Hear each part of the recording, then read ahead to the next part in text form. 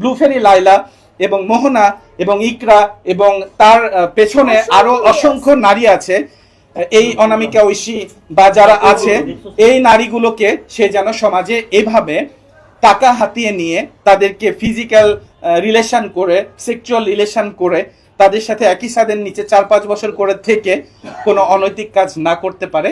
আমি আইনের কাছে এটাই বলবো যে প্রিন্স মামুনের মতো একজন প্রতারককে, একজন ক্রাইমারকে এবং একজন মাদকাসক্ত মানুষকে বাংলাদেশ আইনকে একটিবার শাস্তি দিয়ে দেখুন। যেমন সৌদি আরবে কোনো ক্রাইম করলে তার হাত কেটে নেওয়া হয় বা মস্তক কেটে নেওয়া হয়, এই রকম প্রিন্স মামুনকে প্রকাশ্যে এনে তাকে একটা শাস্তি দিক, আপনারা দেখবেন প্রিন্স মামুন ভালো হতে।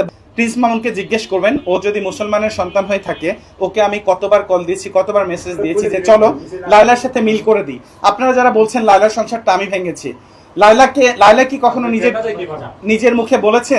আপনারা এটা দেখবেন। আমি যেহেতু লায়লার সংসার ভাঙ্গি নাই, আরো জোড়া লাগাইতে চেয়ে আমি প্রিন্স মামুনের কাছে আমি শত্রু হয়েছি, চাকু খেয়েছি কোর্টে, সেরকম মোহনার কাছেও আমি বলেছি যে মোহনা, তুমি যদি প্রিন্স মামুনের সাথে মিলতে চাও, চলো আপু, আমি তোমাকে ওর সাথে আমি পার্সোনালি কল দিব, মামুনকে আমি কল দিয়ে তোমার সাথে মিল করে দিব। মোহনা বলছে না ভাইয়া, আমি ওইখানে থাকতে চাই না, যে আমাকে মেরে 4 মাস এত নির্যাতন করেছে, আমি তার সঙ্গে থাকবো না। এই বিষয়টা নিশ্চয়ই ক্লিয়ার। আরেকটা কথা বলবো, বাংলাদেশের প্রধানমন্ত্রী তারেক জিয়া যেহেতু মাদকের ওপর 0 টলারেন্স জারি করেছে, সেই জায়গাতে প্রিন্স মামুনের মতো একজন মাদকাসক্তে আসক্ত লোক বলছে যে আমি মাদক দ্রব্যের বা বাংলাদেশের মাদক সেবনের একজন উজ্জ্বল দৃষ্টান্ত বা উজ্জ্বল নক্ষত্র।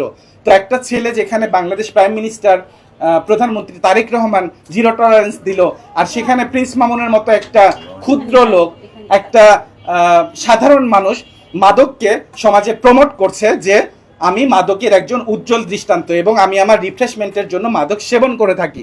সে জায়গাটা থেকে কি এটা প্রমাণ হচ্ছে না যে সে বাংলাদেশ আইনকে অবমাননা করছে বা প্রধানমন্ত্রী তারেক রহমানের একটা রুলসকে সে অবমাননা করে সমাজে ছেলেদেরকে ইনফ্লুয়েন্স যোগাচ্ছে যে হ্যাঁ আমার মতো তোমরা মাদক খাও, যেহেতু আমি মাদকের উজ্জ্বল নক্ষত্র।